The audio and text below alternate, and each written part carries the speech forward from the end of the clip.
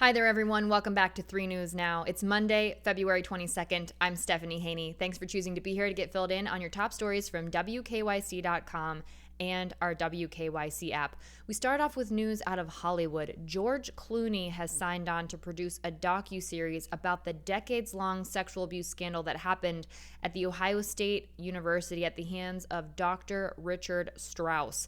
Clooney has signed on with Grant Heslov's Smokehouse Pictures, and this is based on the October 2020 Sports Illustrated story written by John Wertheim, which detailed those sexual abuse allegations.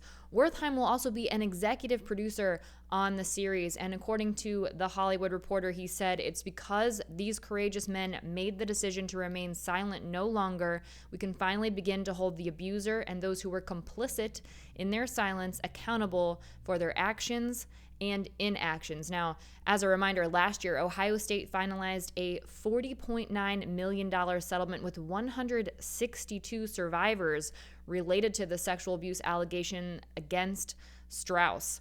It's been accused that he abused students during his time at Ohio State from 1978 to 1998, and that the university administration did not appropriately respond.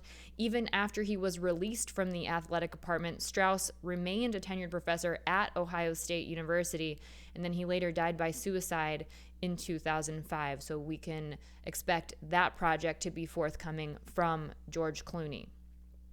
Now, here in Ohio, if you have found yourself the victim of unemployment fraud, listen up. There has been a lot of it here in the state of Ohio.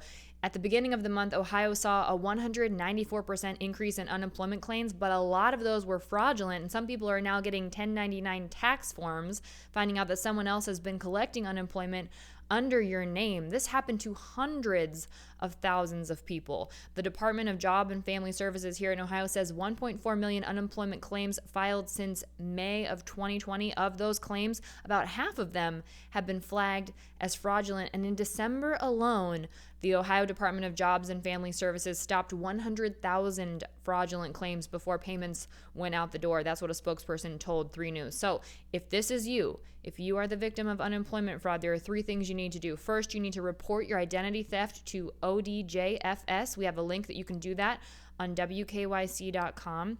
And from there, it will be possible to get corrections to IRS or 1099 forms issued to you. And if you did get one of those forms, we also have a link for the IRS's instructions on what to do if you are a victim of identity theft related to unemployment benefits. And then the third step is to protect your identity. There are lots of resources that we have linked on WKYC.com. You're going to want to check your credit reports. You go to annualcreditreport.com is one of those options. There's a Federal Trade Commission that you can visit. That's identitytheft.gov. And we also have the direct phone numbers for the 3 major credit reporting agencies, which you'll want to talk to and report any fraudulent activity. So again, that's all linked on WKYC.com. Now let's talk about the latest COVID-19 numbers. At the global level, these numbers come from Johns Hopkins University. The total number of cases is now at 111,606,254, and the total number of deaths is at 2,470,466. Now, here in the U.S., we have 4% of the global population, but we lead by a wide margin in the percentage of cases and the percentage of deaths. We have 25.2% of the COVID cases and 20.2% of the reported COVID deaths. Here in the U.S., the total number of reported cases is at 28,149,697. Now, to give you an idea of how far beyond we are, the second country with the second largest number of COVID cases, India is in second with 11 million cases. So way more than double the number of cases. And in terms of the number of deaths, right now, Johns Hopkins University is reporting the number of COVID deaths in the U.S. at 499,309, also more than double the next highest, which is Brazil. And because we are at that number, it is expected today that the U.S. will hit 500,000 COVID-related deaths. And so President Joe Biden will make remarks today at 6 p.m., which we will have on WKYC.com and streaming on our WKYC app. And there will also be a candle lighting and a moment of silence. That moment of silence will happen at 6:15 p.m. in order to honor the nearly 500,000, expected very soon to be 500,000 lives that have been lost because of COVID-19. Now, we are more than a year, just over a year out from the first confirmed COVID-19 death here in the U.S. That first death was on February 6th in Northern California. And President Biden has also said that flags on federal property will be at half staff for 5 days in honor of the 500,000 lives that very soon expected to have been confirmed to be lost to COVID-19. Here in Ohio, the latest numbers from the Ohio Department of Health show 1,611 new reported COVID cases in the last 24 hours. To give you an idea of where we stand now in Ohio, that total number is 955,378. And in the last 24 hours, we've seen 58 new reported COVID deaths here in Ohio. Those total number of deaths in Ohio, of those nearly 500,000, 16,874. When we take a look at the number of COVID tests done and the number of positives coming back from those tests, the latest daily percentage we have is from Saturday, and that was 5% of about 20,500 tests that were done, so about 1,026 positives on Saturday, and the 7-day average is now at 5%. So both of those numbers right at the World Health Organization's recommended threshold. In the last 24 hours, we've seen 120 new hospitalizations related to COVID, and the total number of people in the hospital is 1,434. That number continues to go down. It is trending downward, which we are very thankful for. And the total number of people, of those people in the hospital that are in the ICU right now, is 382. We've seen 16 new ICU admissions in the last 24 hours. And across the state of Ohio, we have about 34% of our hospital beds open. That's about 9,400 hospital beds. Now, taking a look at the vaccination situation, there are now about 675,000 Ohioans who have completely been vaccinated. That's about 5.8% of our population. The number of people who have started the vaccination process means they got that first shot. That's about 1,451,000, so about 12.4% of Ohio's population. In a press conference today, Governor Mike DeWine said that we will be holding steady right now at Americans, Ohioans who are 65 and up for COVID-19 vaccine eligibility.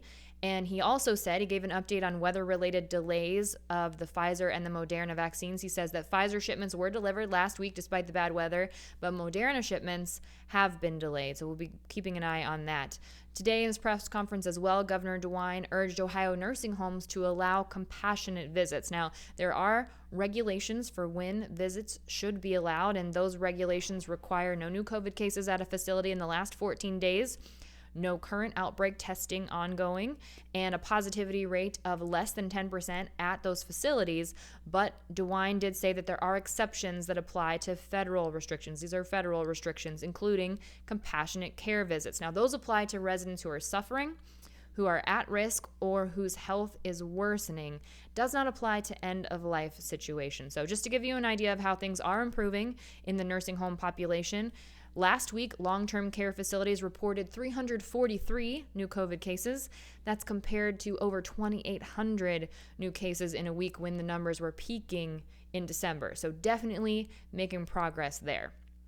Now, if you were paying attention to the news yesterday or you looked online yesterday, you might have heard about people who were on ice out on Lake Erie, and the U.S. Coast Guard had to rescue them from Edgewater Park. There were about 10 people, so it was about 4:50 p.m. on Sunday when they were removed from the ice, 10 people from Lake Erie, escorted by Cleveland Fire. Captain Lori Walworth of Cleveland EMS said no hospitalizations were required, and the group told paramedics that the ice had already begun cracking. They were walking out on the water, and then they attempt to go over the crack, and it widened, and they just kind of floated out on the lake. Now, the group said they were embarrassed and they refused to be transported for further evaluation. But Cleveland EMS told 3 News that it was 7 adults and 3 children, and 4 of them were rescued by Cleveland Fire, and the other 6 were rescued by the Ice Water Rescue Team. We have video of that on WKYC.com. Definitely a scary situation. The call went out at about 2:45 p.m., and as of 4:50 p.m., they were safely off the ice. But that's a long time to be sitting there waiting, just waiting out on the ice, being nervous. So be careful, everybody. No ice is safe ice. That's something we've been talking about a lot on WKYC.com and our WKYC app. So really driving that home today. Okay, now we're taking a look at the baseball situation with spring training underway in Goodyear, Arizona. Cleveland has declined the player option for Carlos Santana, so that means we'll be going into the 2021 season looking for a new starting first baseman. So Santana has now signed a 2-year deal with the Kansas City Royals, so our 3 News sports analyst Ben Axelrod broke down some possibilities for who could be replacing him. Taking a look at who is already in the Tribe organization, Josh Naylor is a possibility. He was the centerpiece of a trade package that the Tribe received from the San Diego Padres in the Mike Clevenger trade. He spent his first months in Cleveland playing at designated hitter and in the outfield, but he does have the ability to play first base, so that's a possibility. There's also Jake Bauers. The Tribe got him from the Tampa Bay Rays in a 3-way trade ahead of the 2019 season, which is the same deal, by the way, that brought Santana back to Cleveland. Now, Bauers was once thought to be the first baseman of the future for the Cleveland baseball organization. So maybe that time has returned again. Also a possibility. And then one more possibility, Bobby Bradley. He's the Tribe's top performer, one of the Tribe's top performers in the minor leagues. He's hit at least 23 home runs in each season, dating back to 2015, and 33 in 2019. His first taste in the major league, though, didn't go as successfully. He is a left-handed hitter. He averaged 178, 1 home run, and he had 4 RBIs in 15 games with Cleveland in 2019. But he's 24 years old, so a lot of baseball left in him, especially with a franchise that needs power at the major league level right now. So that's a possibility as well. And in other Tribe news, lefty pitcher Zach Plesac went one-on-one with our 3 News Nick Camino. You can find that on WKYC.com. They talk about Shane Bieber and his recent COVID-19 positive test. They also talk about daily protocols required of the players and the upcoming season, and also his skills as a basketball player. Here are some fun facts about Plesac. He's the nephew of former Major League pitcher Dan Plesac. And you can hear more from him in that interview with Nick Camino. The Tribe plays their first Cactus League exhibition game on Sunday against the Reds and opens the 2021 regular season on April 1st in Detroit against the Tigers. And the home opener is Monday, April 5th. That'll be against the Kansas City Royals. So I guess we'll be seeing Carlos Santana for the home opener. He'll just be suiting up for the other side. Also, another exciting thing happening here in Cleveland, or that happened here in Cleveland, and we'll get to all enjoy soon. Joe and Anthony Russo on Instagram over the weekend shared sort of a look back down memory lane at the films that they have produced and filmed here in Cleveland. This is ahead of their Cherry premiere. So the movie Cherry was filmed in 2019 and 2020, and it'll be released in theaters on February 26th. It's making its streaming debut on Apple TV Plus on March 12th. And that was shot here in Cleveland. They are very excited about that. So doing this little walk down memory lane, their very first project, Pieces, that was written and directed by the Russo brothers. And they called it highly experimental, and they said it was full of their family and friends from Cleveland, both cast and crew. That debuted back in 1997. Now, they said they didn't get the attention that they were hoping for with that, but it did catch the attention of film producer and director Steven Soderbergh. And then from there, that's what helped them make Welcome to Collinwood, which was their second film here in Cleveland, which George Clooney was also a part of. And they credited George Clooney with a lot of help for getting that financed and getting that made here in Cleveland. And then cut to today, Cherry coming out very soon. So we've got that walk down memory lane with Russo Brothers on WKYC.com. One more thing to mention here, as we look toward getting kids back in school, that's the topic of conversation on my 3 Things to Know with Stephanie Haney podcast this week. I talk with a pediatric psychologist from Cleveland Clinic Children's Hospital, Dr. Emily Mudd, and we talk all about a thoughtful transition, not only to getting students back into classrooms, but also for the students who have been in classrooms who will be rejoined by their peers. That's definitely going to be a transition phase as well.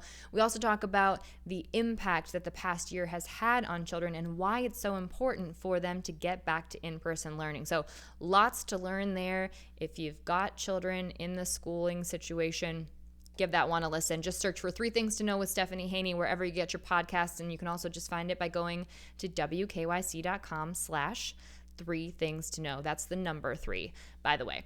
All right, that's it for your 3 News Now update for Monday, February 22nd. I'll see you next up on 5 p.m.'s What's New with your Clicking in Cleveland trending stories segment. Between now and then, enjoy the rest of your afternoon. Everyone, stay safe, be well, and I'll see you back here tomorrow. I'm Stephanie Haney.